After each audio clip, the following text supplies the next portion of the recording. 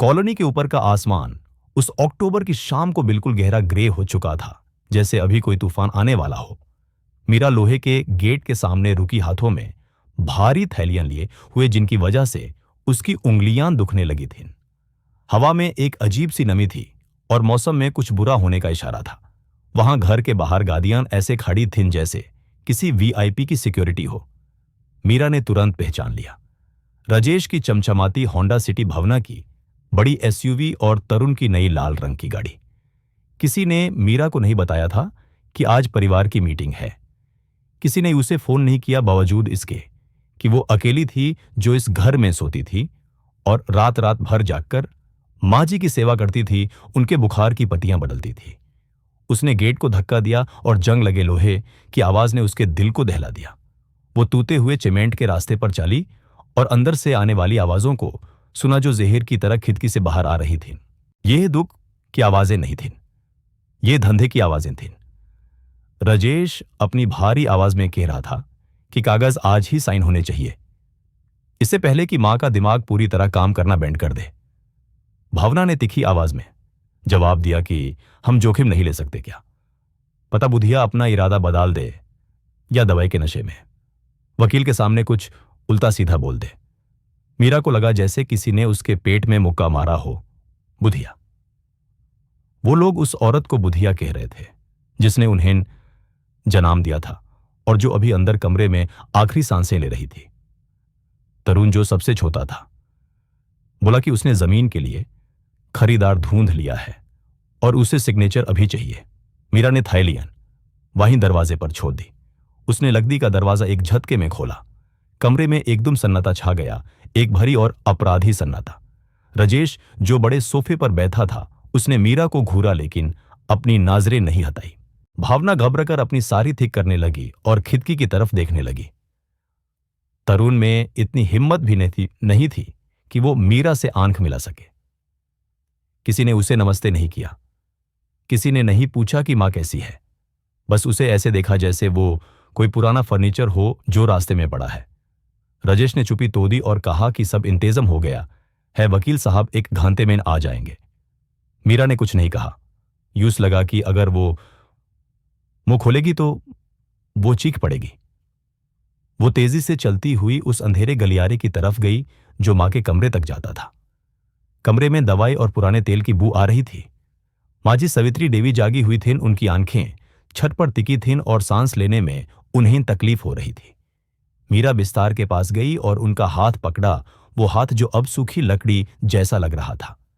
मां ने धीरे से गर्दन घुमाई और उनकी धुंधली आंखें अपनी बेटी की आंखों से मिली। बुढ़ी औरत ने मीरा का हाथ जोर से दबाया, इतनी ताकत से जो उस कमजोर शरीर में होनी नहीं चाहिए थी। उन्होंने धीरे से कुछ कहा। मीरा को अपना कान मां के होंठों के पास ले जाना पड़ा। मां ने फिर से कहा, बस। मीरा उलाझ गई। मां ने जिद करते हुए कहा कि उस स्कूल बस पर भरोसा रखना। उन्होंने कहा कि ईंटों के लालच में मत आना, क्योंकि असली चाबी इंजन के अंदर है। 3 दिन बाद सावित्री देवी गुजर गई और अपने राज अपने साथ ले गई, या शायद सबको ऐसा ही लगा। अंतिम संस्कार एक जल्दी का काम था जिसका खर्चा भी मां के बचे हुए पैसों से किया गया। और फिर वो पल आया जिसका इंतजार ये तीनों भाई बहन भूखे भेड़ियों की तरह कर रहे थे। वसीयत पढ़ने का वक्त। वकील साहब, एक गंजे और पसीने से भारे आदमी ने एक जैसा तोने में कागज पढ़ना शुरू किया। शहर वाला बड़ा घर राजेश के नाम, बाजार की 2 दुकानें जिनसे हर महीने किराया आता था वो भावना के नाम, खेत की जमीन जहां प्लॉटिंग हो सकती थी वो तरुण के नाम। मीरा एक सख्त लकड़ी की कुर्सी पर बैठी सुन रही थी, हाथ अपनी गोद में दबाए हुए आखिरी चोट का इंतजार कर रही थी। और मेरी बेटी मीरा के लिए वकील ने पढ़ा, मैं छोड़ती हूं। टाटा स्कूल बस मॉडल 1980 जो अभी खराब है और नगर निगम के पुराने यार्ड में खड़ी है।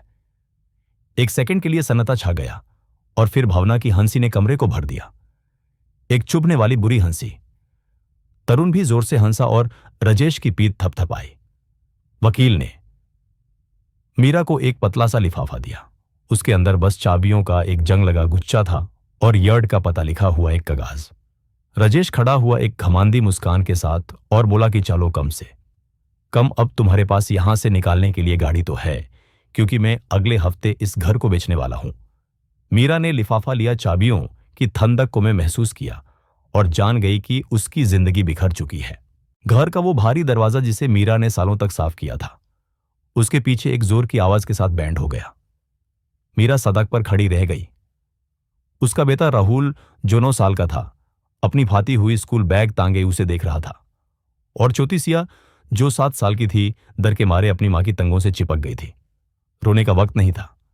दोपहर की धूप तेज थी और मीरा जानती थी कि रात होने से पहले उन्हें कहीं जाना होगा।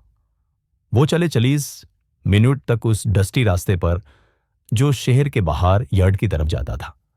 हर कदम पर धूल उठती थी और ट्रक्स के हॉर्न की आवाज से सिया डर जाती थी। जब वो यार्ड पहुंचे तो वहां के गार्ड ने उन्हें शाक की नजर से देखा और जमीन पर पान थूका। मीरा ने कांपते हाथों से वकील का दिया हुआ कागज दिखाया। वो मोटा गार्ड, जिसकी शर्ट पसीने से गंदी थी, कागज पढ़कर हंसा। उसने पीछे की तरफ इशारा किया जहां घास बड़ी थी और पुरानी गादियां सड़ रही थीं। वो लोहे के कबर्ड के बीच से गुजरे और फिर उन्होंने उस देखा। वहां खड़ी थी मां की विरासत, एक पीले रंग की टाटा स्कूल बस जो शायद 20 साल से नहीं चली थी। रंग उतर चुका था, जगह जगह जंग के निशान थे, जैसे किसी ने खून के धब्बे लगा दिए हों। शीशे धूल से ढके थे। वो किसी मारे हुए जानवर जैसी लग रही थी। मीरा के पैरों ने जवाब दे दिया और यूस बुश के गरम बोनेट का सहारा लेना पड़ा। राहुल ने एक टायर को लात मारी और धूल का गुबार उड़ाता। टायर पूरी तरह से हवा निकल चुका था। अंदर जाना भी मुश्किल था। दरवाजा जोर लगाने पर चीखता हुआ खुला। अंदर का माहौल किसी भट्टी जैसा था। पुरानी सीट्स फटी हुई थीं और अंदर चूहों की बू आ रही थी। मीरा ड्राइवर की सीट पर बैठ गई, जो एक अजीब सी आवाज के साथ नीचे दब गई। उसने स्टीयरिंग व्हील पर अपना सिर रख दिया और रोने लगी। क्यों मां, उसने सोचा, क्यों मेरे साथ यह मजाक किया? मैंने तो बस सेवा की थी। सिया ने पीछे से कहा कि यूस प्यास लगी है, और इस आवाज ने मीरा को होश में लाया। यूस कोशिश करनी थी। शायद इंजन चल जाए तो इसे कबर्ड में बेचकर एक रात का खाना मिल जाएगा। उसने वो जंग लगी चाबी निकाली और यूस इग्निशन में डाला, घुमाया। कुछ नहीं, न कोई आवाज, ना कोई करंट। बुश पूरी तरह से मरी हुई थी। मीरा हार मानकर बैठ गई, लेकिन तभी उसने देखा कि चाबी पूरी अंदर नहीं गई थी। वहां कुछ अटका हुआ था। उसने नीचे झुक कर देखा। इग्निशन के ठीक नीचे एक छोटी सी लोहे की प्लेटें लगी थी, जो कंपनी की नहीं लग रही थी। उस पर किसी ने हाथ से कील या किसी नुकीली चीज से कुछ खोड़ा था। मीरा ने धूल साफ की और पढ़ा। उस पर लिखा था, मीरा मेरी बेटी, ये चाबी इंजन के लिए नहीं, तुम्हारी जिंदगी के लिए है। मनाली जाओ। हिमाचल में एप्पल वैली एस्टेट ढूंढो। वहां काका रामलाल को ढूंढो। मीरा की सांस अटक गई। मनाली, यहां से हजारों किलोमीटर दूर पहाड़ों में। लेकिन मां कभी मजाक नहीं करती थी। यह कोई प्लान था। मीरा ने चाबी निकालकर अपनी मुट्ठी में भींच ली। उसने अपने बच्चों को देखा। राहुल और सिया उसे उम्मीद से देख रहे थे। मीरा ने अपने आंसू पोंछे। एक नई ताकत, एक गुस्सा उसके अंदर जाग गया। वो सड़क पर नहीं सोएंगे। वो राजेश और भावना को जीतने नहीं देगी। चलो, मीरा ने कहा अपनी आवाज को मजबूत करते हुए, अपना सामान उठाओ, हम यहां नहीं रुकेंगे। राहुल ने पूछा, हम कहां जा रहे हैं? मां, मीरा ने उत्तर की तरफ देखा जहां से ठंडी हवा आ रही थी। हम हिमाचल जा रहे हैं, उसने कहा। हम अपना हक लेने जा रहे हैं। बस पुरानी थी और उसकी सीट्स पर धूल जामी हुई थी। डीजल के धुएं की अजीब सी बू मीरा के सर में दाढ़ पैदा कर रही थी। वो खिड़की के पास बैठी थी और बाहर अंधेरा होता जा रहा था, जैसे जैसे बुश मैदान से निकालकर पहाड़ों की घुमावदार सड़कों पर चल रही थी। इंजन की गराज और हर मोड़ पर बुश का झुकना उसके डर को और बढ़ा रहा था। सिया अपनी मां की गोद में सो गई थी, पसीने से चिपचिपी, जबकि राहुल आगे वाली सीट को पकड़ कर बैठा था, चुपचाप, जो उसकी उम्र के बच्चे के लिए अजीब था। जब भी बुश रुकती किसी अनजान गांव में सवारी लेने के लिए, मीरा अपने पुराने पर्स को जोर से पकड़ लेती। उसने 3 टिकट्स खरीदने में अपने लगभग सारे पैसे खर्च कर दिए थे। उसके पास बस कुछ गिने चुने नोट और सिक्के बचे थे। इतने पैसे कि शायद वो बच्चों को कुछ खिला सके, लेकिन वापस जाने के लिए उसके पास एक फूटी कौड़ी भी नहीं थी। दर एक ठंडे शाम की तरह उसके पेट में कुंडली मार कर बैठा था। रात गहरी हो चुकी थी जब वो मनाली के बुश स्टैंड पर उतरे। हवा का रुख एकदम बदल गया था। शहर की गर्मी और धूल गैप थी और उसकी जगह पहाड़ों की बर्फीली ठंडक ने ले ली थी जिसमें देवदार के पेड़ों की खुशबू थी। बखों ने थन से कंपना शुरू कर दिया। मीरा ने अपना पतला स्वेटर उतारा और छोटी सिया को लापेट दिया। खुद उस ठंडी हवा के सामने अकेली खड़ी रही। होटल लेने के पैसे नहीं थे, ये बात मीरा जानती थी, और घबराहट उसे वहीं बस स्टैंड के थांदे फर्श पर जमाने वाली थी। वो एग्जिट की तरफ गए जहां कुछ टैक्सी वाले बीड़ी पी रहे थे और आग ताप रहे थे। मीरा एक बुजुर्ग ड्राइवर के पास गई जिन्होंने वूलेन टोपी पहनी थी। उसने कांपती आवाज में पूछा कि शहर के बाहर जुंगाली रास्ते तक जाने के कितने लेंगे। ड्राइवर ने उन्हें ऊपर से नीचे तक देखा। मीरा के कपड़े मेले थे, हाथों में प्लास्टिक की थैलियां थीं और बच्चों के चेहरे पर थकान थी। उसने बीड़ी फेंकी और एक दाम बताया। वो रकम बहुत कम थी, लेकिन मीरा की जेब में जो बचा था उसका आधा हिस्सा थी। मीरा ने बिना बहस किए हां कर दी, क्योंकि मजबूरी में मोल भाव नहीं होता। वो पुरानी टैक्सी में बैठे जिसमें पुराने गानों की कैसेट चल रही थी, और गाड़ी अंधेरे रास्तों की तरफ बढ़ गई। राहुल ने अपनी चुप्पी तोड़ी और धीरे से पूछा कि क्या हम नानी के घर जा रहे हैं। मीरा का दिल बैठ गया। उसने उसके बालों में हाथ फेरा और झूठ बोला कि हां बेटा, हम बस पहुंचने वाले हैं। हालांकि उसे खुद नहीं पता था कि आगे क्या मिलेगा। टैक्सी ने उन्हें शहर के किनारे छोड़ दिया, जहां पक्की सड़क खत्म होती थी और कच्चा रास्ता शुरू होता था जो घने जंगल में जाता था। उन्हें पैदल चलना पड़ा। प्लेट पर लिखा पता जगह के बारे में तो साफ था, लेकिन दूरी के बारे में नहीं। वो घंटों तक चलते रहे, चांद की हल्की रोशनी में पथरीले रास्ते पर पैर घसीटते हुए। झिंगुर की आवाज कानों में गूंज रही थी, और जंगल से आती हर आवाज पर सिया अपनी मां की तंगों से चिपक जाती थी। भूख अब दाढ़ बन चुकी थी। मीरा ने बिस्किट का आखिरी पैकेट निकाला और बच्चों को दे दिया, ये कहकर कि उसका पेट भरा हुआ है, जबकि उसका अपना पेट खाली होने की वजह से मरोद रहा था। तभी राहुल रुका और उसने ऊपर की तरफ इशारा किया। मां, वहां देखो।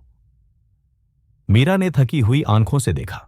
दूर पहाड़ी की चोटी पर अंधेरे को चीरते हुए कुछ रोशनियां दिख रही थीं। ये कोई आग या लालटेन नहीं थी, ये बिजली की तेज और सुनहरी रोशनी थी। उन्होंने अपने कदम तेज किए, बची कुची तकात को इकट्ठा करके। रास्ता थोड़ा चौड़ा हो गया और अचानक उनके सामने पत्थर की एक ऊंची दीवार आ गई। ये कोई छोटी दीवार नहीं थी, बल्कि किसी किले की तरह मजबूत थी, और बीच में लोहे के बड़े लैंटर्न से जगमगाता हुआ एक विशाल लकड़ी का गेटे था।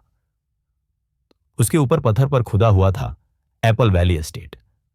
मीरा के पैर रुक गए। ये कोई खंडहर नहीं था, ये कोई कब्रखाना नहीं था जैसा उसने सोचा था। ये एक महल जैसी जगह थी जहां से अमीरी और तकात की महक आ रही थी। इस शान और शौकत और अपनी गरीबी का फर्क देखकर मीरा को चक्कर आने लगा। उसने अपने गंदे हाथ देखे, बच्चों के फाते जूते देखे, और फिर उस शानदार गेटे को देखा। सिया ने भोलेपन से पूछा कि क्या यहां कोई रानी रहती है। मीरा जवाब नहीं दे पाई। वो चौथे दरवाजे के पास गई और वहां लगी पीतल की घंटी बजाई। घंटी की आवाज रात के सन्नाटे में दूर तक गूंजी। इंतजार किया, हवा ने पेड़ों को हिलाया, कोई जवाब नहीं। मीरा को लगा कि ठंड उसकी हड्डियों तक पहुंच गई है। शायद यह जगह किसी और की है। शायद मां का दिमाग सच में खराब था। वो वापस मुड़ने ही वाली थी, हार मानकर, जब अंदर से भारी कुंडी खुलने की आवाज आई। चौथा दरवाजा खोला। एक आदमी बाहर आया। वो लंबा था, पहाड़ी टोपी पहने हुए, और उसका चेहरा धूप से तपा हुआ था। उसके चेहरे पर गहरी झुर्रियां थीं जो इज्जत और अनुभव दिखा रही थीं। उसने बच्चों को देखा और फिर अपनी नजरें मीरा की आंखों पर टिका दी। उसने ये नहीं पूछा कि तुम कौन हो, उसने ये नहीं पूछा कि क्या चाहिए। वो बस यूं देखता रहा जैसे कोई भूत देख लिया हो। मीरा ने अपनी मुट्ठी खोली और वो जंग लगी बुस की चाबी उस दिखाई। उसने थिथुरती आवाज में कहा, मैं काका रामलाल से मिलने आई हूं। आदमी ने उस चाबी को देखा और उसकी आंखों में एक अजीब सी नरमी आ गई। कोई हैरानी नहीं थी, बस एक गहरा सुकून था, जैसे वो सालों से किसी बोझ को धोए जा रहा था और अब वो उतर गया हो। उसने अपनी टोपी उतारी और सम्मान से सिर झुकाया। आप जरूर मीरा बिटिया होंगी, उसने एक भारी और गर्म आवाज में कहा। सवित्री जी ने कहा था कि आप आएंगी, पर कब यह नहीं बताया था। मीरा कुछ बोल नहीं पाई, उसका गला भर आया था। आदमी ने दरवाजा पूरा खोल दिया और हाथ के इशारे से उन्हें अंदर बुलाया। आइए, अंदर आइए, उसने कहा। आप अपने घर आ गई हैं। मीरा ने पहला कदम अंदर रखा, राहुल और सिया को खींचाते हुए। जैसे ही उसने अंदर की साफ जमीन पर पैर रखा, उसे लगा कि उसने अपनी पुरानी दुख भरी जिंदगी को गेटे के बाहर ही छोड़ दिया है। अंदर का आंगन विशाल था। बीच में एक पत्थर का फाउंटेन था जहां पानी गिरने की मीठी आवाज आ रही थी। चारों तरफ बड़े गमलों में फूल खिले थे। लकड़ी के खंभों पर लगी रोशनी हर चीज को सोने जैसा दिखा रही थी। वहां की हवा में सफाई थी, लकड़ी की पॉलिश की महक थी और रात की रानी की खुशबू थी। उसकी वो बदबू अब एक बुरा सपना लग रही थी। काका रमलाल उन्हें लेकर मैं घर की तरफ बढ़े। उनके भरी जूते पत्थर पर आवाज कर रहे थे। मीरा ने देखा कि बच्चे डर के मारे दबे पांव चल रहे हैं। इस जगह की शान देखकर से हम गए हैं। सिया ने उसका हाथ इतनी जोर से पकड़ा था कि दाढ़ हो रहा था। वो एक बड़े हॉल में दाखिल हुए जहां ऊंची छत थी और कश्मीरी कलीन बिछे हुए थे। काका रमलाल उन्हें सीधा एक ऑफिस में ले गए जहां किताबें भरी हुई थीं और बीच में एक बड़ा लकड़ी का मेज था। उन्होंने कुर्सी की तरफ इशारा किया। मीरा उस नरम कुर्सी पर बैठ गई। उसे शर्म आ रही थी कि उसके कपड़े उस महंगी कुर्सी को गंदा कर देंगे। काका रमलाल ने मेज की दराज खोली और एक मोटा लिफाफा निकाला जिस पर लाल रंग की मोहर लगी थी। ये काका ने लिफाफा आगे बढ़ाते हुए कहा, यह सवित्री जी ने 5 साल पहले मुझे दिया था। मुझसे कसम ली थी कि मैं ये सिर्फ यूज दूंगा जो बुश की चाबी लेकर आएगा। मीरा ने लिफाफा लिया। उसके हाथ इतने कांप रहे थे कि कागज की आवाज कमरे में गूंज गई। उसने अपनी मां की लिखावट पहचानी। उसने लिफाफा खोला। अंदर कुछ कानूनी कागज थे और एक चिट्ठी थी। मीरा ने चिट्ठी पढ़ना शुरू किया। बच्चों की आंखें नींद से बोझल हो रही थीं पर वो भी देख रहे थे। मेरी प्यारी मीरा, अगर तुम ये पढ़ रही हो तो इसका मतलब है कि तुमने मुझ पर भरोसा किया जब सब कुछ खत्म लग रहा था। मुझे पता है कि तुम्हारे भाई बहन ने घर ले लिया होगा और सारा पैसा भी। मैंने ऐसा होने दिया। मैंने ही ये प्लान बनाया था। मीरा को रुकना पड़ा। उसका दिल जोर से धड़क रहा था। मां सब जानती थी। चिट्ठी आगे कह रही थी, वो लोग आसान पैसा चाहते हैं बेटी और यही उनकी बर्बादी बनेगा। तुमने बिना किसी लालच के मेरी सेवा की, इसलिए तुम इस जमीन की हकदार हो। चिट्ठी में सच्चाई लिखी थी। सवित्री देवी ने 30 साल पहले यह एस्टेट खरीदा था जब जमीन सस्ती थी और चुपचाप यहां पैसा लगाती रही। यह जगह मीरा सिर्फ एक घर नहीं है, यह 150 बीघा जमीन है जहां सेब के बागान हैं जो पूरे देश में सबसे महंगे सेब देते हैं।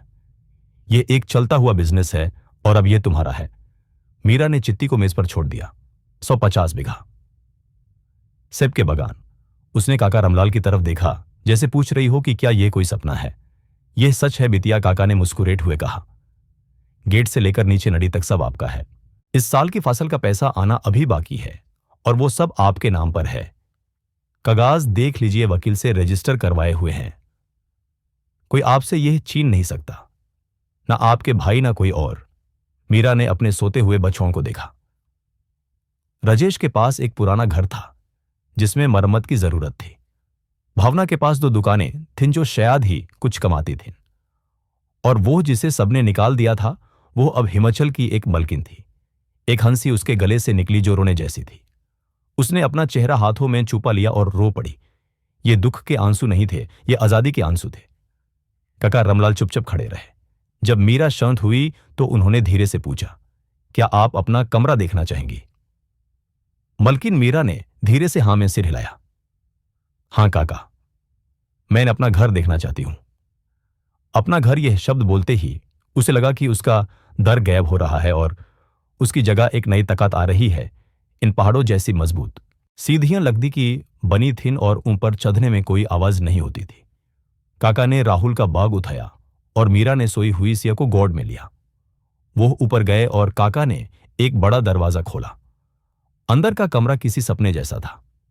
बड़ा सा पलंग, सेफ चादर और कोने में एक छोटी सी आग जल रही थी जिससे कमरा गर्म था। मीरा ने सिया को नरम बिस्तर पर लिटाया। राहुल पास के सोफे पर गिरते ही सो गया। काका रमलाल चले गए। मीरा अकेली खड़ी थी, उस सुंदर कलीन पर अपने गंदे हाथों को देख रही थी। उस नहाना था, यूस इस गरीबी की धूल को धोना था। वो बाथरूम में गई जहां गर्म पानी के नाल लगे थे। जैसे ही गर्म पानी उसके ठंडे शरीर पर गिरा, मीरा की सारी थकान बह गई। वो पानी के नीचे खड़ी होकर रोई, उस दार के लिए जो उसने महसूस किया था और उस शुक्रिया के लिए जो अब उसका दिल भर रहा था। उसी रात हजारों किलोमीटर दूर शहर में कहानी कुछ और ही थी। राजेश उसी घर के किचन में खड़ा था जो अब उसका था, लेकिन उसके चेहरे पर खुशी नहीं थी। छत से पानी टपक रहा था, तप तप तप, सीधा गैस के चूल्हे पर। राजेश ने प्लम्बर बुलाया था। प्लम्बर ने उस बताया कि पूरी पाइपलाइन सड़ चुकी है, ठीक करने का खर्चा 30,000 रुपए। राजेश के पास 30,000 नहीं थे। उसने अपने सारे पैसे नई गाड़ी की डाउन पेमेंट में लगा दिए थे, यह सोचकर कि मां ने कुछ कैश छोड़ा होगा, लेकिन वहां सिर्फ इन तीन थिन। फोन बजा। भावना थी। वो चिल्ला रही थी, नगर निगम ने नोटिस भेजा है, दुकानों का टैक्स 5 साल से नहीं भरा गया, 50,000 का बिल है, और किराएदार दुकान खाली करके भाग गए। मैं बर्बाद हो गई हूं। राजेश। राजेश ने फोन मेज पर पटक दिया। उसने सोचा तरुण के बारे में। तरुण ने मैसेज किया था, जमीन पर केस चल रहा है, मैं बेच नहीं सकता, मुझे वकील के लिए पैसे चाहिए। राजेश ने तपकती हुई छत को देखा। उन्होंने सोचा था कि वो जीत गए हैं। उन्होंने सोचा था कि मीरा सड़क पर भीख मांग रही होगी। उन्हें सपने में भी अंदाजा नहीं था कि जिस बहन को उन्होंने बुश की चाबी देकर भगाया था, वो इस वक्त रेशम की चादर में सो रही है, एक ऐसी रियासत की मलकिन बनकर जिसके बारे में वो सोच भी नहीं सकते थे। सिर्फ 3 महीने काफी थे यूएस ताज के महल को गिराने के लिए, जो राजेश और उसके भाई बहन ने बनाया था। जिस सुबह बैंक वाले राजेश की गाड़ी उठाने आए, उस दिन आसमान बिल्कुल साफ और नीला था, जैसे उनकी गरीबी का मजाक उड़ा रहा हो। राजेश ने अपने टूटे हुए घर की खिड़की से देखा कैसे रिकवरी एजेंट्स ने उसकी चमचमाती होंडा सिटी को क्रेन से बांधा। वो गाड़ी जो उसका गुरूर थी, गली से बाहर घसीटती हुई चली गई और सड़क पर काला तेल छोड़ गई किसी बदशगुन की तरह। वो कुछ नहीं कर पाया। जेब खाली थी और दरवाजे पर नोटिसेस का ढेर लगा था जो उसने खोला तक नहीं था। मां का घर जिसे पाने के लिए उसने इतनी लड़ाई की थी, अब एक बोझ बन चुका था। दीवारें फूल गई थी, पाइप टूट चुके थे और वो बगीचा जिसे मां बच्चों की तरह पालती थी, अब सूखी घास और कूदा घर बन गया था। भावना का हाल तो और भी बुरा था। उसका तमाशा सबके सामने हुआ। बाजार की दुकानें जिनका टैक्स उसने नहीं भरा था, उन पर नगर निगम ने ताला लगा दिया। उसने अपनी खुद की गृहस्थी गिरवी रखकर बिजनेस बचाने की कोशिश की थी, लेकिन अब बैंक ने उसके घर पर भी कब्जा ले लिया का स्टिकर लगा दिया था। तरुण सबसे छोटा चूहे की तरह छिपा हुआ था। वो एक दोस्त के सर्वेंट क्वार्टर में रह रहा था, क्योंकि जिस जमीन पर उसने सौदा किया था वो विवादित निकली। पुलिस और वकील उसे ढूंढ रहे थे फ्रॉड के केस में। तीनों भाई बहन जो 3 महीने पहले खुद को शहर का राजा समझते थे, उस शाम एक सस्ते से ढाबा में मिले। यह जगह गंदी थी, मेजों पर मक्खियां भिन भिन रही थीं और तेल की बू आ रही थी, लेकिन यही एक जगह थी जहां वो चाय पी सकते थे। वो चुपचाप बैठे थे, सस्ती दाल और रोटी को घूर रहे थे। राजेश, जिसकी शर्ट अब मैली थी और दाढ़ी बढ़ी हुई थी, उसने हार मान ली थी। उसने धीरे से कहा, मेरे पास अब बिजली का बिल भरने के भी पैसे नहीं हैं। भावना की आंखों से आंसू गिर गए। उसने अपना नकली ब्रांड वाला पर्स जोर से पकड़ा और बोली कि अगर कोई चमत्कार नहीं हुआ तो आज रात उसे सड़क पर सोना पड़ेगा। तभी तारुण ने अपनी जेब से एक मुद्दा हुआ कागज निकाला। यह एक पर्चा था जो उसने बिजली के खंभे से फाड़ा था। उसने कांपती आवाज में कहा, मैंने एक खबर सुनी है। मजबूरी में कोई सवाल नहीं पूछता। किसी ने बताया है कि हिमाचल में मनाली के पास एक बहुत बड़ा एस्टेट है, एप्पल वैली एस्टेट। वहां सेब तोड़ने और बागान संभालने के लिए मजदूरों की जरूरत है। राजेश ने पर्चा छीन लिया। जनरल मजदूर चाहिए, रहना खाना मुफ्त, तनख्वाह हर हफ्ते, एप्पल वैली एस्टेट। नाम पढ़कर राजेश को गुस्सा आया। उम्मीद तो उनके पास बची ही नहीं थी। भावना ने आंसू पोंछे और दाबी हुई आवाज में पूछा, क्या हम सच में यह करेंगे? मजदूर बनेंगे? उसने घिन के साथ कहा। मिट्टी में हाथ गंदा करेंगे, अनजान लोगों के साथ बैरक्स में सोएंगे। राजेश ने मेज पर मुक्का मारा जिससे स्टील की प्लाटिन हिल गई। उसने चिल्लाकर कहा कि हमारे पास कोई रास्ता नहीं है। भावना इज्जत से पेट नहीं भरता। अगर यहां रहे तो जेल जाएंगे या भीख मांगेंगे। फैसला कड़वा था लेकिन जरूरी था। उन्होंने मां की दी हुई आखिरी सोने की अंगूठियां बेच दी जो उन्होंने अंतिम संस्कार से पहले चुपके से बांध ली थी। उस पैसे से उन्होंने मनाली के लिए बुस की टिकट खरीदी सिर्फ जाने की टिकट। सफर किसी बुरे सपने जैसा था। हिमाचल रोडवेज की लाल बुस पहाड़ों के मोड़ पर उन्हें इधर उधर पतक रही थी। राजेश खिड़की से बाहर देख रहा था, शहर को पीछे चूतते हुए, और उसके साथ अपनी ऐशो आराम की जिंदगी को भी। भावना ने आंखें बंद कर रखी थी, उल्टी रोकने की कोशिश कर रही थी और सोच रही थी कि अगर उसकी किटी पार्टी वाली सहेलियां उसे इस हाल में देख लें तो क्या कहेंगी। शाम ढलते ढलते वो मनाली पहुंचे। शरीर तूत रहा था और हिम्मत जवाब दे रही थी। कोई उनका इंतजार नहीं कर रहा था। उन्हें बाजार में पूछना पड़ा कि ये एप्पल वैली एस्टेट कहाँ है। एक बुजुर्ग दुकानदार ने ऊपर पहाड़ की तरफ इशारा किया और बोला कि पैदल जाना पड़ेगा, गाड़ी नहीं मिलेगी। उन्होंने चढ़ाई शुरू की। राजेश के इटालियन लेदर के जूते पहाड़ी रास्ते के लिए नहीं बने थे। हर कदम पर पत्थर चुभते थे और पैरों में छाले पड़ गए थे। भावना अपनी सूटकेस घसीट रही थी, सांस फूल रही थी और पसीने से उसका मेकअप बहकर भूत जैसा हो गया था। तरुण सबसे पीछे था, सिर झुकाए हुए, बिल्कुल हारा हुआ। वो भूखे थे, प्यासे थे और थके हुए थे। हम खो गए हैं। भावना रोने लगी। उस आदमी ने झूठ बोला था। यहां कुछ नहीं है, बस जंगल है। राजेश ने गंदे हाथ से अपना चेहरा साफ किया और ऊपर देखा। पेड़ों के बीच से उसे एक मजबूत पत्थर की दीवार दिखाई दी। वहां उसने उंगली उठाई। वहां एक दीवार है, चलो। मजबूरी उन्हें खींच कर ले गई। जब वो जंगल से बाहर निकले और एप्पल वैली एस्टेट के गेट के सामने खड़े हुए तो उनकी सांसें अटक गईं। यह कोई खेत नहीं था, यह एक शानदार रियासत थी। पत्थर की ऊंची दीवारें और एक विशाल लकड़ी का दरवाजा जो सूरज की आखिरी किरणों में चमक रहा था। अंदर से सेब की महक, गीली मिट्टी और पैसे की खुशबू आ रही थी। राजेश को जलन महसूस हुई। कोई तो यहां ऐश कर रहा था जबकि वो सड़क पर आ गया था। शराब को पीछे धकेलकर वो गद्दे के पास गए। तरुण ने हिम्मत करके घंटी बजाई। घंटी की आवाज भारी थी। कुछ देर बाद चौथा दरवाजा खुला। काका रामलाल बाहर आए। साफ सुथरे कपड़े, हिमाचली टोपी और सख्त चेहरा। उन्होंने इन तीन गंदे धूल में साने लोगों को देखा और नाक सिकोड़ ली। नमस्ते, काका ने रूखी आवाज में कहा। क्या चाहिए? राजेश ने अपनी पीठ सीधी करने की कोशिश की, अपनी पुरानी अकाट दिखाने के लिए, लेकिन वो नाकाम रहा। नमस्ते, उसकी आवाज फाती हुई थी। हम नौकरी के लिए आए हैं। पर्चा देखा था, सुना है यहां मजदूरों की जरूरत है। काका रामलाल ने उन्हें ऊपर से नीचे तक देखा।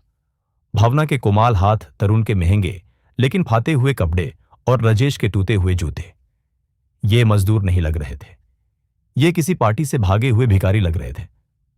यहां काम सख्त है, काका ने चेतावनी दी। खेती है, धूप है, बोझ उठाना पड़ेगा, तुम लोगों से नहीं होगा। भावना फूट फूट कर रोने लगी। प्लीज काका, हमारे पास कहीं जाने की जगह नहीं है, पैसे नहीं है, हम कुछ भी करेंगे। सफाई खाना बनाना, पत्थर तोड़ना, बस हमें रख लीजिए। औरत की आवाज में सच्चा दर्द था। काका रामलाल का दिल थोड़ा पसीजा। उन्होंने सांस छोड़ी। यहां रुको, मैं मलकिन से पूछता हूं, फैसला वही लेती है। उन्होंने दरवाजा बैंड कर दिया। बाहर ठंड बढ़ने लगी थी। अंदर काका रामलाल आंगन से होते हुए बड़े घर के बरामदे तक गए। वहां मीरा बैठी थी, हाथ में कॉफी का मुग था और वो हिसाब की किताबें देख रही थी। उसने शॉन कंधों पर डाल रखा था। मलकिन, काका ने नीचे से आवाज दी, माफी चाहता हूं, गेट पर तीन लोग हैं, काम मांग रहे हैं। मीरा ने किताबों से नजर हटाई। कौन है? उसने बेपरवाही से पूछा। अक्सर गांवों के लोग काम मांगने आते रहते थे, यहां के नहीं लगते, काका ने बताया। शहर के हैं, हाल बहुत बुरा है, कपड़े फाते हैं, भूखे लग रहे हैं, मैं बड़े मजबूर दिखते हैं। मीरा को एक अजीब सी सिहरन महसूस हुई, जैसे हवा का रुख बदल गया हो। उसने कॉफी का मुग टेबल पर रखा और खाड़ी हो गई। उसने रेलिंग के पास आकर कहा, उन्हें आंगन में बुलाओ, मैं देखना चाहती हूं। काका वापस गए और गेट पूरा खोल दिया। उन्होंने तीनों को अंदर आने का इशारा किया। राजेश, भावना और तारुण पैर घसीटते हुए अंदर आए। सर झुका हुआ था, इतने शर्मिंदा थे कि आसपास की सुंदरता भी नहीं देख पा रहे थे। वो आंगन के बीच में रोशनी के नीचे खड़े हो गए। मीरा ऊपर बरामदे से उन्हें देख रही थी। उसने राजेश के गंजे होते सिर को देखा जो पसीने से चमक रहा था। उसने भावना के बिखरे बालों को देखा। उसने तारुण की झुकी हुई कमर को देखा। मीरा का दिल जोर से धड़का। यह नामुमकिन था, लेकिन ये वही थे। मीरा ने एक कदम आगे बढ़ाया। उसकी बूट की आवाज पत्थर पर गूंजी। तक तक। इस आवाज ने राजेश का ध्यान खींचा। उसने धीरे से सिर उठाया, ये देखने के लिए कि इस महल की मलकिन कौन है जिसके पैरों में ऊस गिरना पड़ेगा। उसकी नजरें ऊपर गईं और मीरा की नजरों से मिली। वक्त वहीं थम गया। राजेश का मुंह खुल गया, लेकिन आवाज नहीं निकली। उसका चेहरा सेफ्ट पड़ गया, जैसे उसने अपनी मौत देख ली हो। वो मलकिन, वो अमीर औरत जो उन्हें देख रही थी, वो कोई और नहीं, उनकी अपनी बहन मीरा थी। एप्पल वैली एस्टेट के आंगन में जो सन्नाटा छाया वो इतना गहरा था कि रात के कीड़े मकोड़ों की आवाज भी तूफान जैसी लग रही थी। राजेश का मुंह खुला का खुला रह गया, गला सूख कर कांता हो गया था। उसकी आंखें फाती हुई थीं, उस औरत पर तीखी थीं जो पत्थर की सीढ़ियां उतर रही थी। यह वो डरी हुई सहमी हुई मीरा नहीं थी जिसे वो जानता था। ये वो गरीब बहन नहीं थी जो पुरने कपड़े पहनती थी। ये एक मलकिन थी।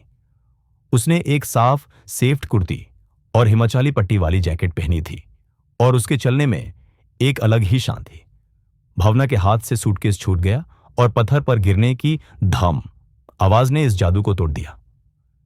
मीरा, उसने धीरे से कहा, डर और उम्मीद दोनों के साथ। तरुण ने अपने गंदे हाथों से अपनी आंखें माली। उस लगा कि भूख की वजह से उस भ्रम हो रहा है। यह कैसे हो सकता है? जिस बहन को उन्होंने बेदखल किया था वो इस जन्नत की मालिक कैसे हो सकती है? मीरा सीढ़ियां उतरकर उनके सामने आए, लेकिन दूर खड़ी रही। काका रमलाल एक वफादार बॉडीगार्ड की तरह उसके पीछे खड़े हो गए। मीरा मुस्कुराई नहीं। उसकी आंखें शांत थीं, लेकिन उनमें एक ऐसी चमक थी जिसने राजेश को जमीन में गड़ जाने पर मजबूर कर दिया। यहां क्या कर रहे हो? मीरा ने पूछा। आवाज धीमी थी पर उसमें हुक्म था। राजेश ने थूक निकला। वो हक लिया। हम काम मांगने आए हैं। गांव में सुना था कि यहां मजदूर चाहिए। उसकी आवाज आखिर में गायब हो गई, क्योंकि उसे अपनी बात का मजाक समझ आ गया था। भावना जोर से रोने लगी, शर्म से चेहरा ढक लिया। तुम, वो सिसकते हुए बोली, तुम्हारे पास ये सब है? कैसे माने तो तुम्हें वो कबड़ बुसदी थी। हमने तुम्हारा मजाक उड़ाया था। मीरा ने हां में सिर हिलाया। हां, तुम लोग हंसे थे। मेरे बच्चों के सामने मेरा तमाशा बनाया था। लेकिन उस बुस में एक चाबी थी, मीरा ने आगे कहा। वो चाबी खराब इंजन की नहीं थी, वो इस खजाने की थी। मीरा ने हाथ फैलाकर पूरे एस्टेट की तरफ इशारा किया। मां जानती थी कि तुम लोग कौन हो। वो जानती थी कि तुम्हें आसान पैसा पसंद है, इसलिए उन्होंने तुम्हें वो ईंटें दी जो अब गिर रही हैं, और मुझे, जिसने बिना लालच के सेवा कि मुझे ये धरती दी जो सोना उगाती है। तरुण घुटनों पर गिर गया। माफ कर दो मीरा, उसकी आवाज टूट गई। हमें नहीं पता था। हम अंधे थे। मदद करो, हम सड़क पर हैं। राजेश और भावना ने भी नजरें झुका ली। शर्म से उनका दम घुट रहा था। मीरा ने उन्हें देखा, उनके गंदे कपड़े, भूखे चेहरे। यूं वो दिन याद आ गया जब वो खुद यहां आई थी। थोड़ी दया आई, लेकिन फिर उसे याद आया कि उन्होंने कैसे उसे निकाला था। दया इंसाफ में बदल गई। तुमने कहा तुम्हें काम चाहिए। मीरा ने कहा, सच है या भीख मांगने आए हो? राजेश ने तड़प कर कहा, सच है। काम करेंगे, जो बोलोगे वो करेंगे, कसम से। मीरा ने हाथ बांध लिए। ठीक है, मैं तुम्हें नौकरी देती हूं। तीनों ने राहत की सांस ली, लेकिन मीरा ने हाथ उठाकर रोका। गलतफहमी मत पालना। मैं तुम्हें भाई बहन समझकर नहीं रख रही। यहां इस एस्टेट में हर कोई अपनी मेहनत की रोटी खाता है। अगर यहां रहना है तो सबसे नीचे से शुरू करना होगा। उसने काका रमलाल की तरफ देखा और सख्त आवाज में कहा, काका राजेश को तबेला में भेजिए। गइयों और सुवारों के बादे की सफाई करेगा। महीनों का गुबार जमा है वहां। कल सुबह 5 बजे से। राजेश का पेट घूम गया, लेकिन वो मना नहीं कर पाया। तरुण कारी, मीरा ने कहा, इसे उतारी हिस्से में भेजो। पत्थर की दीवार बनानी है। भारी ज्वालामुखी पत्थर उठाएगा धूप में जब तक दीवार पूरी ना हो। तरुण ने अपने नरम हाथ देखे और कांप गया, और भावना, मीरा ने अपनी बहन को देखा। तुम लॉन्ड्री और किचन संभालोगी। 30 मजदूरों के कपड़े थांदे पानी में हाथ से धोने होंगे, और रसोई में आलू और अनाज साफ करोगी। कोई नखरा नहीं चलेगा। भावना की चीख निकालने वाली थी, लेकिन मीरा की आंखों में अंगारे देखकर वो चुप हो गई। तनख्वाह सबसे कम वाली मिलेगी, मीरा ने जोड़ा। बैरक्स में एक बिस्तर मिलेगा और 3 वक्त का खाना। अगर मंजूर नहीं है तो गेट खुला है, अभी जा सकते हो। कोई नहीं हिला। भूख और ठंड ने उन्हें बांध रखा था। मंजूर है, राजेश ने मरी हुई आवाज में कहा। मंजूर है मीरा। मीरा ने सिर हिलाया। तो स्वागत है एप्पल वैली एस्टेट में। काका, इन्हें बैरक्स ले जाइए, कल मुझे आंसू नहीं काम चाहिए। वो मुड़ गई और वापस घर के अंदर चली गई, अपने भाइयों को वहां खड़ा छोड़कर, उनकी नई कड़वी हकीकत के साथ। सुबह के 4:30 बजे लोहे की घंटी बजी। तन तन। मनाली की ठंड में ये आवाज हड्डियों तक चुभती थी। राजेश ने आंख खोली। बर्फ के सख्त बिस्तर पर उसका पूरा शरीर दर्द कर रहा था। ठंड इतनी थी कि सांस से धुआं निकाल रहा था। सोने का वक्त नहीं था। काका रमलाल की आवाज आई सबको उठाने के लिए। वो नींद में चलते हुए बाहर निकले, वही गंदे कपड़े पहने हुए। भावना ने रोशनी में अपने हाथ देखे। उसकी नेल्स, जो कभी पार्लर में सजी रहती थीं, अब गंदी और टूटी हुई थीं। तरु कमर पकड़कर चल रहा था, हवा छुरी की तरह काट रही थी।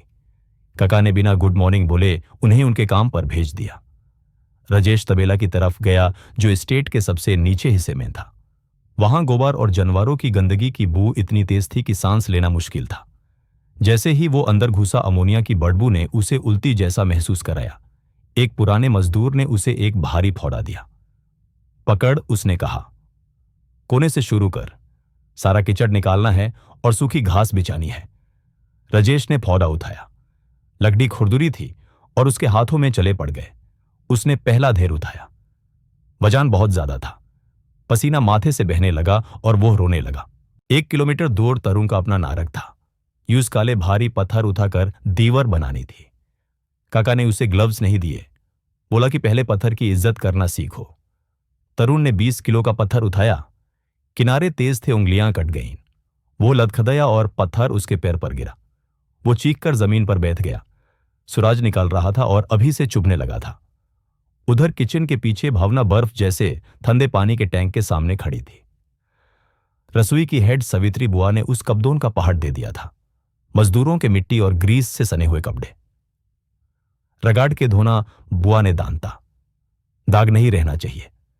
भावना ने पानी में हाथ डाला। ठंडक ने करंट जैसा झटका दिया। उंगलियां सुन हो गईं। उसने सस्ता साबुन लिया जो स्किन को काट रहा था और रगड़ना शुरू किया। आंसू पानी में गिर रहे थे। यूज अपनी किटी पार्टीज याद आई, अपनी महंगी क्रीम्स याद आई। सब एक झूठ लग रहा था। दोपहर होते होते भावना को भंदर घर स्टोर रूम में भेजा गया, अनाज की बोरियां साफ करने के लिए। अंदर ठंडक थी। वो एक पुराना डब्बा हटा रही थी, तभी एक चीज गिर गई। चंद, उसने उठाकर देखा। एक चांदी का फोटो फ्रेम था, काला पड़ गया था। शीशा टूटा हुआ था। फोटो ब्लैक एंड व्हाइट थी। उसमें मां सवित्री देवी एक कुर्सी पर बैठी थी और चारों बच्चे उनके आसपास थे। राजेश बालों में तेल लगाए हुए, तरु गोड में, भावना फ्रॉक पहने हुए और एक तरफ थोड़ा दूर लेकिन मां को प्यार से देखती हुई मीरा। भावना ने टूटे शीशे पर उंगली फेरी थी मां के चेहरे के ऊपर। दिल टूट गया। मां ने यह फोटो यहां छुपा कर रखी थी 30 साल से। वो यहां आती थी इस परिवार के सपने को जिंदा रखने के लिए, और आज वो परिवार साथ था। लेकिन किस हाल में भावना ने फोटो को अपने मेले अपरों से लगाया और जमीन पर बैठकर रोने लगी। यूज पहली बार अपनी गलती का एहसास हुआ। उन्होंने सिर्फ पैसा नहीं खोया था, उन्होंने वो प्यार खोया था जो इस फोटो में था। दरवाजा खोला। सवित्री बुआ चिल्लाई, वहां क्या कर रही है कामचोर। भावना ने जल्दी से फोटो छुपाई, आंसू पोंछे और खड़ी हो गई। लेकिन अंदर कुछ बदल गया था। दोपहर की धूप मनाली में भी जानलेवा हो सकती है। तबेला में हवा रुक गई थी। राजेश को लगा उसका सिर घूम रहा है। पौधा अब 1000 किलो का लग रहा था। भूख, प्यास और बदबू ने मिलकर यूज तोड़ दिया था। उसने एक और बार कोशिश की, लेकिन दुनिया घूम गई। गोबर, घास, नीला आसमान सब एक हो गया। राजेश के हाथ से पौधा छूट गया। उसने दीवार पकड़ने की कोशिश की, लेकिन हाथ फिसल गया। एक धड़ की आवाज के साथ वो गंदे कीचड़ में मुंह के बल गिर गया। अंधेरा छा गया। मीरा ऊपर बरामदे में थी, काका के साथ हिसाब देख रही थी, जब चीख सुनाई दी। भावना की चीख। वो किचन से निकली थी और उसने राजेश को गिरते हुए देख लिया था। भैया, वो चिल्लाई और सब कुछ छोड़कर भागी। मीरा का दिल एक पल के लिए रुक गया। वो नफरत, वो गुस्सा जो उसने पाल रखा था, वो राजेश को जमीन पर बेजान देखकर पिघल गया। बिना सोचे वो भागी। सीढ़ियां तेजी से उतारी, शान और शौकत भूल गई और मिट्टी में भागती हुई तबेला पहुंची। भावना वहां पहले से थी, राजेश को सीधा कर रही थी, रोते हुए। राजेश का चेहरा सेफ्ट था। मीरा वहां पहुंची और घुटनों के बल बैठ गई। अपने साफ कब्दों की परवाह किए बिना उसने राजेश की नब्ज चेक की। धीमी थी। हीट स्ट्रोक है। मीरा ने काका को चिल्लाया। बर्फ और पानी लाइए जल्दी। उसने अपना रुमाल गीला किया और राजेश के माथे पर रखा। भावना कांप रही थी। कुछ देर बाद राजेश ने आंखें खोली। धुंधला धुंधला दिख रहा था। फिर उसे मीरा का चेहरा दिखा। मीरा की आंखों में नफरत नहीं थी, डर था, एक बेह का डर। मीरा ने उसे पानी पिलाया, उसका सिर सहारा देकर उठाया। आज आराम करोगे? मीरा ने कहा हाथ पोंछते हुए। लेकिन कल ठीक हो गए तो काम पर वापस। आवाज सख्त रखने की कोशिश की, पर हल्की सी कंपान थी। मैं मुफ्तखोर नहीं पालूंगी, लेकिन अपनी जमीन पर किसी को मरने भी नहीं दूंगी। भावना ने मीरा का हाथ पकड़ लिया और दबा दिया। एक थैंक यू जो बिना बोले कहा गया था। माहौल में एक अजीब सी शांति आई ही थी कि अचानक बाहर से शोर आना शुरू हुआ। व्रूम व्रूम, भारी इंजन की आवाज। पहाड़ी रास्ते पर गाड़ियां तेजी से आ रही थीं। मीरा खड़ी हो गई। उसके कान खड़े हो गए। 3 काली फॉर्च्यूनर गाड़ियां शीशे काले किए हुए धूप उदाती हुई गेटे के अंदर घुस आई।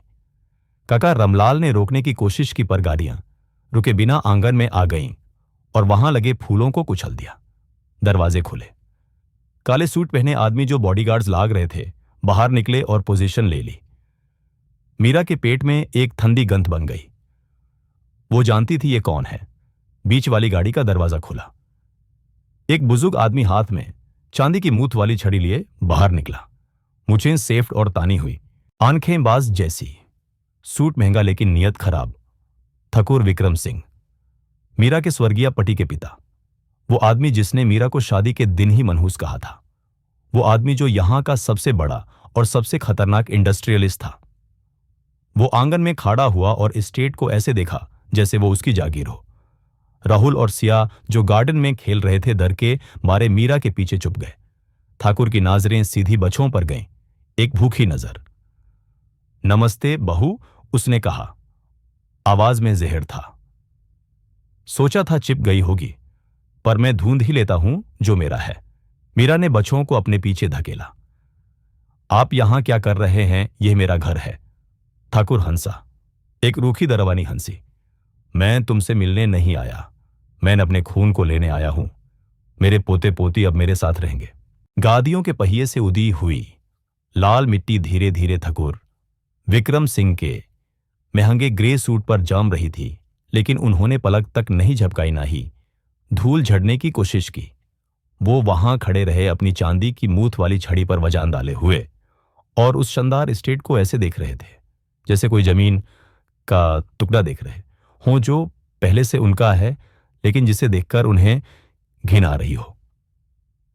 मीरा ने महसूस किया कि राहुल और सिया उसकी टंगों से चिपक गए हैं, कांप रहे हैं। बच्चों के इस दार ने मीरा को एक जानवर जैसी ताकत दी कि वो उस राक्षस के सामने अपनी नजरें न झुकाए। आपका यहां कोई काम नहीं है, मीरा ने कहा। आवाज को मजबूत रखने की कोशिश की, हालांकि अंदर से वो टूट रही थी। यह प्राइवेट प्रॉपर्टी है ठाकुर साहब। अगर आप अभी नहीं गए तो मैं मनाली पुलिस को फोन करूंगी। ठाकुर एक छोटी सूखी हंसी हंसे जो जंगल में सूखी लकड़ी टूटने जैसी लगी। पुलिस, उन्होंने इस शब्द को चबाया जैसे कोई मजाक हो। मीरा, भोली मत बानो। तलपा थाना हो या शिमला का बड़ा साहब, सब मेरे हाथ से खाते हैं। जज मंत्री सब मेरी जेब में हैं। वो एक कदम आगे बढ़े, मीरा के इतने करीब आ गए कि उनकी महंगी कोलोन और तंबाकू की बू ने पहाड़ की साफ हवा को जहरीला कर दिया। उनके साथ आया एक वकील जिसका चेहरा लोमड़ी जैसा था, आगे आया और उसने मीरा की तरफ एक सरकारी कागज बढ़ाया। उस पर मुहरें लगी थीं। मीरा ने उसे नहीं पकड़ा, वकील का हाथ हवा में ही रह गया। ये शो कॉज नोटिस है और कस्टडी का ऑर्डर है, वकील ने नीरस आवाज में कहा। ठाकुर साहब ने बच्चों राहुल और सिया की पूरी कस्टडी मांगी है। आरोप है कि माँ यानी आप उन्हें पालने के काबिल नहीं हैं, आर्थिक रूप से कमजोर हैं और बखों को एक खतरनाक माहौल में रख रही हैं। मीरा का खून खौल उठा। खतरनाक वाये, वो चिल्लाई भूल गई कि वो किससे बात कर रही है। यहां खुली हवा है, खाना है, छठ है। खतरा तो आप लोग थे जिन्होंने हमें अकेला छोड़ दिया था जब इनके पिता गुजरे थे। ठाकुर ने अपनी छड़ी जोर से पत्थर पर मारी। थक आवाज ने मीरा को चुप करा दिया। बकवास बैंड करो, मैं यहां तुम्हारे साथ बहस करने नहीं आया। अपने आसपास देखो मीरा, स्वर गए गंदे मजदूर। मेरे पोते पोती यहां गोबर की बू में बड़े नहीं होंगे। वो मेरे खून हैं और वो शहर में रहेंगे, बेस्ट स्कूल में पढ़ेंगे, इस जाहिल जगह से दूर। मीरा ने अपनी मुट्ठी भींच ली, नाखून हथेली में गड़ गए। ये जाहिल जगह नहीं है, वो गुर्राई, यह मेरी है, मेरी मां ने दी है। हां वही तो, ठाकुर ने अपना चेहरा उसके पास लाते हुए कहा। मेरे वकील इसी बात पर हैरान हैं। एक गरीब विधवा जो कल तक बुस में रहने वाली थी, अचानक 1 करोड़ की एस्टेट की मलकिन कैसे बन गई? यह फ्रॉड लगता है मीरा, काला धन लगता है। और भरोसा रखो, मैं इस जगह का एक एक पत्थर पलट दूंगा जब तक मुझे कोई गंदगी ना मिल जाए, और अगर नहीं मिली तो मैं खुद पैदा कर दूंगा। ठाकुर सीधे खड़े हो गए और अपनी टाई ठीक की। तुम्हारे पास 48 घंटे हैं। जज साहब ने ऑर्डर साइन कर दिया है। शुक्रवार की सुबह मैं उन्हें लेने आऊंगा। अगर भागने की कोशिश की या उन्हें छुपाया तो किडनैपिंग के केस में जेल में सड़ोगी। और मैं अपने बेटे की कसम खाकर कहता हूं कि तुम फिर कभी सूरज की रोशनी नहीं देख पाओगी। काका रामलाल जो गुस्से में आगे बढ़ने वाले थे, उन्हें ठाकुर के बॉडीगार्ड्स ने रोक दिया। उन्होंने अपने कोट के नीचे छिपी हुई बंदूकें दिखाई। काका को पीछे हटना पड़ा। वो जानते थे कि अगर यहां गोली चली तो नुकसान मीरा का ही होगा। ठाकुर बिना नमस्ते किए मुड़ गए। वो वापस अपनी बुलेट प्रूफ गाड़ी में बैठे। इंजिन्स फिर से गरजे और वो काला काफिला धूप उदाता हुआ गेटे से बाहर निकाल गया। मीरा वहीं खड़ी रह गई, रोते हुए बच्चों को गले लगाए। उस लगा जैसे पूरी दुनिया का बोझ उसके ऊपर गिर गया है। अंधेरे बारामदे के पीछे से राजेश, भावना और तारुण ने सब कुछ देखा था। राजेश जो अभी भी कमजोर था, एक खंबे का सहारा लिए खड़ा था। उसने ठाकुर की आंखों में वो नजर पहचान ली थी। वो घमान, वो दूसरों को कीड़ा समझना। ये वही नजर थी जो कुछ महीने पहले राजेश की आंखों में थी जब उसने मीरा को बुस की चाबी दी थी। भावना जिसके अप्रोन पर तेल और आंसू के दाग थे, उसने अपना मुंह ढक लिया। तरुण ने मुट्ठी बैंड कर ली। इस बार डर अपने लिए नहीं था, डर मीरा के लिए था और उन बच्चों के लिए जो उनके अपने खून थे। मीरा, भावना ने धीरे से पुकारा जब गाड़ियों की आवाज खत्म हो गई। मीरा ने जवाब नहीं दिया। वो जमीन पर घुटनों के बल गिर गई, बच्चों को भींच लिया और एक ऐसी चीख मारी जो किसी घायल शेरनी की चीख थी। दर्द की वो आवाज पहाड़ों में गूंज गई। राजेश ने खंबे को छोड़ा और लड़खड़ाता हुआ अपनी बहन की तरफ गया। सर दर्द कर रहा था, पैर कांप रहे थे, लेकिन उसके अंदर कुछ जाग गया था, कुछ ऐसा जो उसने सालों पहले मार दिया था। उसने अपनी बहन को देखा, वो औरत जिसने उन्हें सबक सिखाने के लिए गुलामी करवाई, आज वो बस एक दारी हुई मां थी। और राजेश को पता था कि वो तमाशा नहीं देख सकता, वो उन्हें नहीं ले जाएगा। राजेश ने कहा। आवाज भारी थी, खुरदुरी थी। मीरा ने अपनी सूजी हुई आंखों से ऊपर देखा, समझ नहीं पाई। राजेश उसके पास जमीन पर बैठ गया, मिट्टी की परवाह किए बिना। उसने मीरा के कंधे पर हाथ रखा। वो उन्हें नहीं ले जाएगा मीरा, हम ऐसा नहीं होने देंगे। रात एप्पल वैली एस्टेट पर एक काले कंबाल की तरह गिर गई। सन्नाटा इतना था कि डर लगता था। मीरा बड़ी किचन में मेज पर बैठी थी। सामने एक मोमबत्ती जल रही थी, क्योंकि उसने लाइट जलाने की हिम्मत नहीं की। यूं लग रहा था कि उसका सब कुछ चिन्हने वाला है। भावना, राजेश और तारुण किचन में आए। वो दबे पांव चल रहे थे। उनकी चाल में अब वो पहले वाली अकाट नहीं थी और ना ही वो हारी हुई थकान थी। उनके गंदे चेहरों पर अब एक अजीब सी शांति थी, एक फैसला था।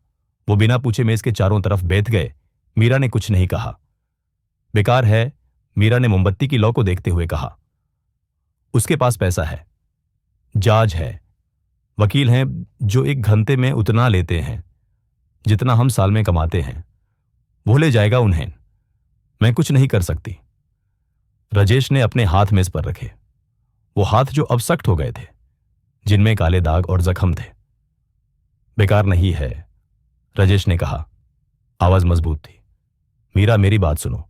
विक्रम सिंह ताकतवर है, हां, लेकिन ऐसे आदमी हमेशा अपने पीछे राज छोड़ते हैं, लाशें छोड़ते हैं। मीरा ने ना मैं सिर हिलाया एक टूटी हुई हंसी के साथ। तो तुम क्या करोगे राजेश? जाकर उसे अपने फौड़े से मारोगे या गाली दोगे? नहीं, तरुण आगे झुका।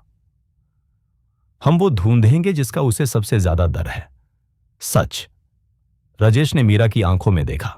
5 साल पहले जब मेरी कंस्ट्रक्शन कंपनी चलती थी, मैंने झारखंड में एक डील की थी, धनबाद में। मैंने पुरानी मीन्स को सपोर्ट देने के लिए लोहे के बीम बेचे थे। वहां मैं एक आदमी से मिला था। मीरा उलाझ गई। धनबाद कोयला खदान, इसका मेरे बच्चों से क्या लेना देना? राजेश ने एक गहरी सांस ली, जैसे कोई पाप कबूल कर रहा हो। वो आदमी, उसका नाम जगां था।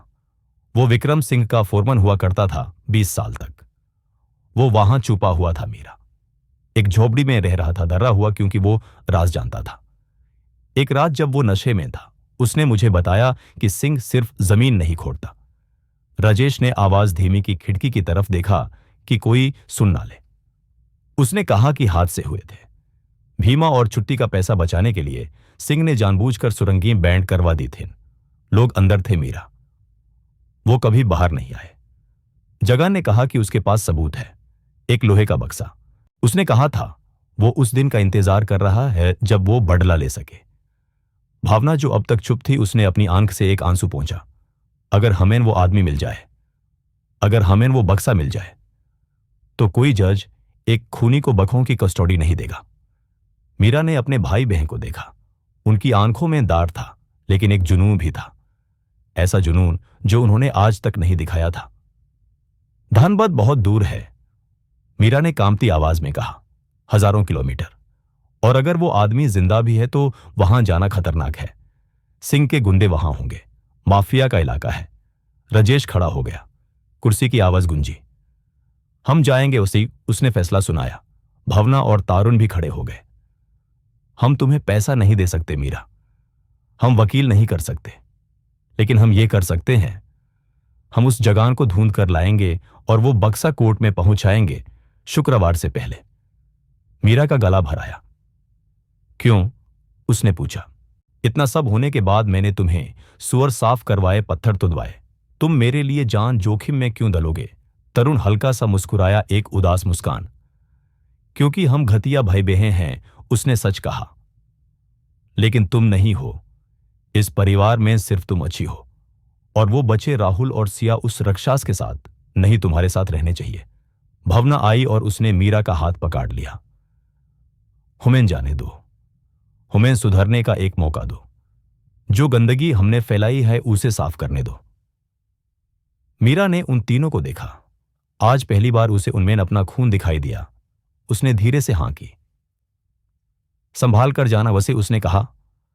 काका, तुम्हें एस्टेट की पुरानी पिकअप ट्रक दे देंगे, डीजल के लिए पैसे हैं, लेकिन तुम्हें अभी निकलना होगा। इसी वक्त 10 मिनट बाद घने अंधेरे में तीनों भाई बहन उस पुरानी पेंट उदी हुई टाटा पिकअप में बैठे। कोई सूटकेस नहीं, बस वही गंदे कपड़े जो उन्होंने पहने थे।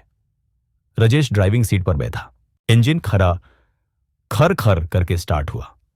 राजेश ने गंदे शीशे से आखिरी बार मीरा को देखा, जो बरामदे पर खड़ी ठंड में ठिठुर रही थी। उसने सिर हिलाया। ट्रक ने रेस ली और वो पहाड़ी रास्ते पर अंधेरे में गायब हो गए। वो उत्तर की तरफ जा रहे थे, लेकिन उन्हें जाना था पूरब ईस्ट, धनबाद की तरफ। एक ऐसी सच्चाई की तरफ जो जमीन के नीचे दबाई गई थी। यह सफर उन्हें या तो बचा सकता था या हमेशा के लिए खत्म कर सकता था। धनबाद ने उनका स्वागत किया, एक ऐसे भूरे और भारी आसमान के साथ जो लग रहा था कि कोयला बस्ती की झोपड़ियों को कुचल देगा। वहां की हवा में कोयले की तौले की धूल थी, जो सांस लेने पर गाले में चुभ रही थी। एस्टेट की पुरानी टाटा पिकअप काला धुआं छोड़ती हुई झारिया के तंग रास्तों पर मुश्किल से चल रही थी। यहां जमीन के नीचे आग लगी रहती थी और जमीन के ऊपर गरीबी की राख थी। राजेश गाड़ी चला रहा था। स्टीयरिंग व्हील पकड़े हुए उसके हाथ सेफ्ट पड़ गए थे। भावना बार बार उस कागज को देख रही थी जिस पर राजेश ने 5 साल पहले वो पता याद करके लिखा था। तरुण पीछे बैठा था, पुराने औजारों के बीच, और खिड़की से बाहर घूर रहा था। यहां के लोग उन्हें घूर रहे थे। उनकी आंखों में शाख था, गुस्सा था। यह आउटसाइडर्स का इलाका नहीं था, ये माफिया का इलाका था।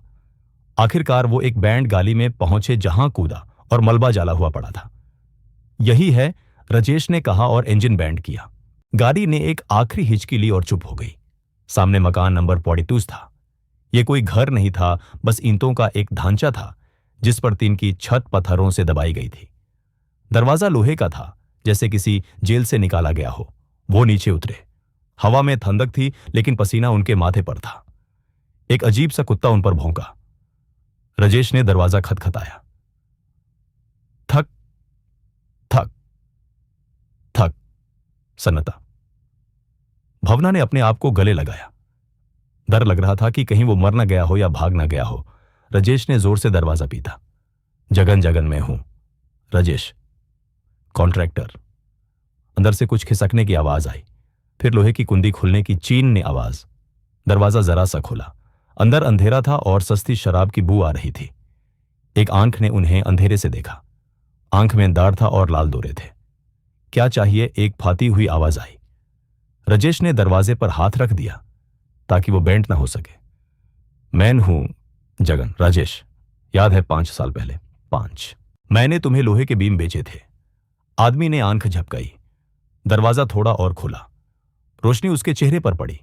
उसके चेहरे पर एक भयानक जख्म का निशान था जो कान से लेकर थोड़ी तक जाता था। जगन ने राजेश को पहचान लिया। पहचानते ही वो डर गया। पीछे हटा जैसे भूत देख लिया हो। तुम में से वो फुसफुसाया, जाओ यहां से। अगर उन्होंने तुम्हें देख लिया तो मुझे मार डालेंगे। मैं नहीं जाऊंगा।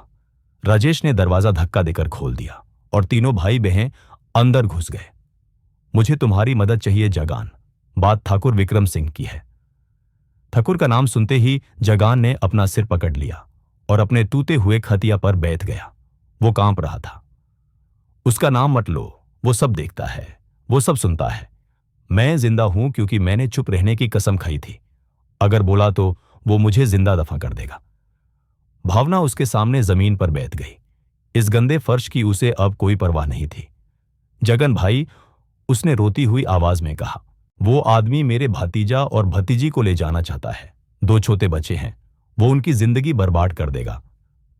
जगान ने सर उठाया। उसकी आंखों में मौत का डर था, लेकिन एक बोझ भी था जो वो सालों से धो रहा था। सिंह राक्षस है, जगान ने धीरे से कहा। उसने लोगों को मारा है, मैंने देखा था। 1958 में मैंने नंबर 7 में। अंदर लोग थे और उसने रास्ता बैंड करवा दिया सिर्फ इंश्योरेंस का पैसा लेने के लिए। 12 आदमी जिंदा दफनाए गए। तरुण का जी मिचलाने लगा। राजेश जगन के पास झुका। हमें सबूत चाहिए। तुमने उस रात कहा था नशे में कि तुम्हारे पास एक बक्सा है जिसमें नस्ली रिपोर्ट्स हैं, जिसमें सिंह के साइन हैं। वो बक्सा दे दो जगान, हम उसे खत्म कर देंगे। तुम्हें कुछ नहीं करना पड़ेगा। जगान ने कमरे के कोने में देखा जहां मिट्टी खुदी हुई लग रही थी। वो लाड़ा अपने दर से, फिर एक लंबी सांस ली और उठा। कोने में गया और हाथ से मिट्टी हटाने लगा। उसने मिट्टी के नीचे से एक हरे रंग का लोहे का टूल बॉक्स निकाला। पेंट उतर चुका था और वो पिचका हुआ था। ले जाओ। जगन ने बक्सा राजेश की छठी पर दे मारा। इसे दूर ले जाओ, ये बक्सा मेरी आत्मा जला रहा है। राजेश ने ढक्कन खोला। सिर्फ एक झलक। पीले पड़ गए कागज, कुछ फोटोज जिनमें लाशें थीं और रजिस्टर जिस पर ठाकुर विक्रम सिंह के दस्तखत थे। मिल गया, ठाकुर की मौत का परवाना। शुक्रिया, राजेश ने कहा और बक्सा बैंड किया। जगान ने उन्हें धक्का दिया। भागो यहां से, जल्दी, शिफ्ट बदलने वाली है। वो तीनों बाहर निकले। बक्सा राजेश के हाथ में था जैसे कोई हीरा हो। हवा तेज हो गई थी, धूल आंखों में घुस रही थी। वो भागकर ट्रक तक पहुंचे। दिल गले में धड़क रहा था, लेकिन जैसे ही राजेश ने चाबी लगाई गली के मोड़ पर एक काली स्कॉर्पियो गाड़ी धीरे से मुड़ी। उसके शीशे काले थे। वो आकर गली के मुंह पर खड़ी हो गई, रास्ता ब्लॉक कर दिया। तरुण ने पीछे से चीख मारी। राजेश भागा। स्कॉर्पियो से 2 आदमी उतरे, सूट पहने हुए, हाथ कोट के अंदर। वही अंदाज जो स्टेट पर आए गुंडों का था। हमें देख लिया। भावना का चेहरा सेफ्ट पड़ गया। उन्हें पता है हम यहां हैं। राजेश ने चाबी घुमाई। इंजन खर खर करके रह गया, स्टार्ट नहीं हुआ। वो आदमी उनकी तरफ चलने लगे, आराम से, जैसे शिकारी शिकार की तरफ आता है। राजेश ने स्टीयरिंग पर मुक्का मारा। चलना कबाद चल, फिर से चाबी घुमाई। इस बार इंजन ने एक जोर की आवाज की ओर स्टार्ट हो गया। धुएं का गुबार निकला। राजेश ने गियर डाला, एक्सेलरेटर पूरा दबाया और पीछे हटने की बजाय ट्रक को सीधा स्कॉर्पियो की तरफ दौड़ा दिया। यह चिकन गेम था, कौन पहले हटेगा। गुंडे घबरा कर साइड में कूदे। राजेश ने आखिरी सेकंड में स्टीयरिंग घुमा दिया। ट्रक का बम्पर स्कॉर्पियो से रगड़ता हुआ कर्राच की आवाज के साथ निकला और वो लोग गाली से बाहर में रोड पर आ गए। पीछे गोलियों की आवाज आई, लेकिन वो बहुत दूर निकल चुके थे। अदालत की घड़ी की सुई टिक टॉक करके मीरा के दिमाग पर हथौड़े मार रही थी। कोर्ट रूम ठंडा था और वहां फेनिल की अजीब सी बू आ रही थी। मीरा आरोपी के कतरे में बैठी थी, हाथ पसीने से गीले थे। ठाकुर विक्रम सिंह दूसरी तरफ बैठे थे, बिल्कुल रिलैक्स अपनी घड़ी देख रहे थे। उनके 3 महंगे वकीलों ने पिछले 1 घंटे में मीरा की धज्जियां उड़ा दी थीं। उन्होंने कहा वो गरीब है, कहा वो पगाल है, झूठी रिपोर्ट्स दिखाई। जज साहब मुतय चश्मे वाले एक गंभीर आदमी बस सुन रहे थे और सर हिला रहे थे। सब कुछ खत्म लग रहा था। ठाकुर जीत रहा था। योर ऑनर, ठाकुर के वकील ने खड़े होकर कहा, यह साफ है कि मीरा अपने बच्चों को वो जिंदगी नहीं दे सकती जो उनका हक है। ठाकुर साहब उन्हें बेस्ट स्कूल्स और सुविधा देंगे। हम कस्टडी का फाइनल ऑर्डर मांगते हैं। मीरा की आंखों में आंसू आ गए। वो चीखना चाहती थी पर गाला बंद हो गया था। जज ने अपना लकड़ी का हथौड़ा उठाया फैसला सुनाने के लिए। धम। अदालत के दरवाजे जोर से खुले, दीवार से टकराकर। सबने पीछे मुड़कर देखा। वहां दरवाजे पर राजेश, भावना और तारू खड़े थे। कपड़े मिट्टी और कोयले से काले थे, आंखें लाल, थिन बाल बिखरे हुए थे। वो किसी युद्ध के मैदान से भागे हुए लग रहे थे। लेकिन राजेश के हाथ में वो हरे रंग का पिचका हुआ लोहे का बक्सा था।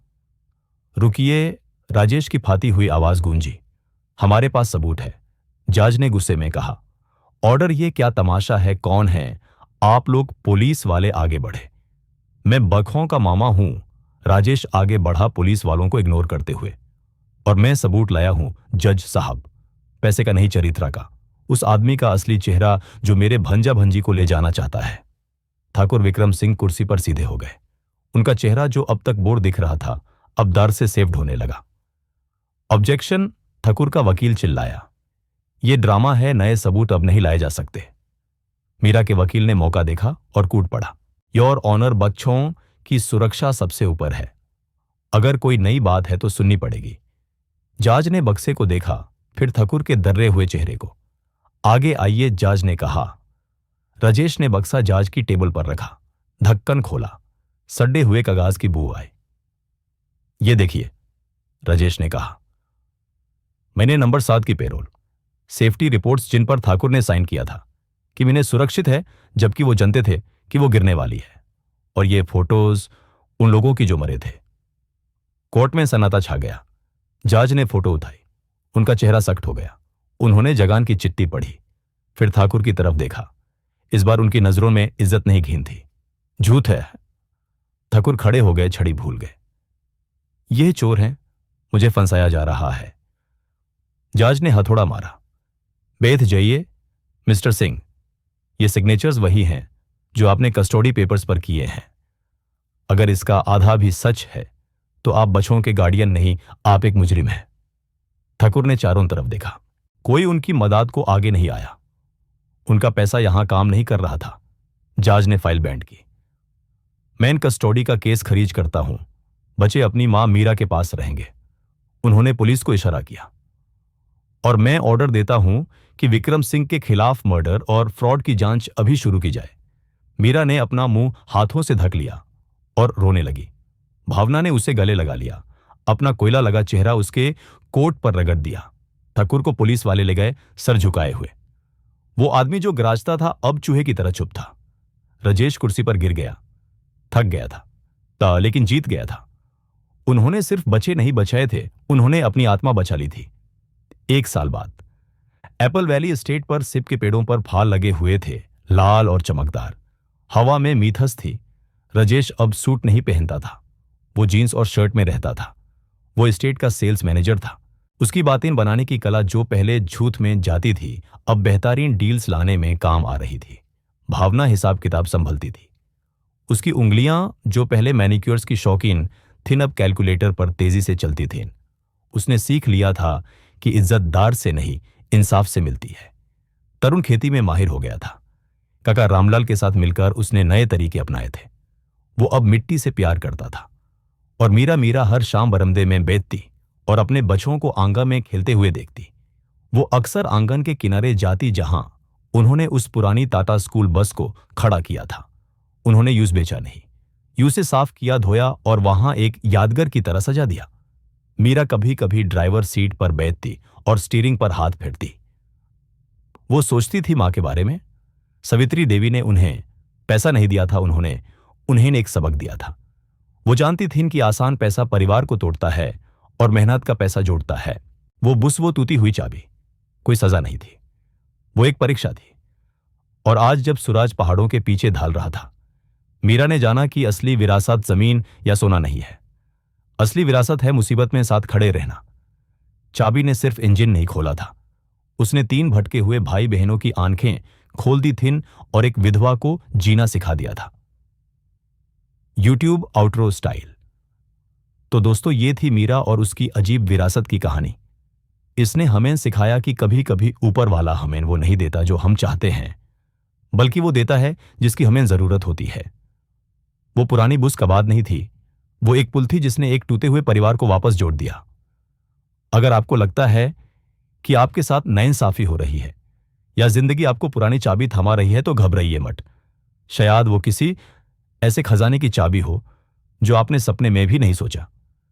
कैसी लगी आपको ये कहानी? क्या आप राजेश भावना और तारुण को माफ करते हमें कमेंट करके जरूर बताएं।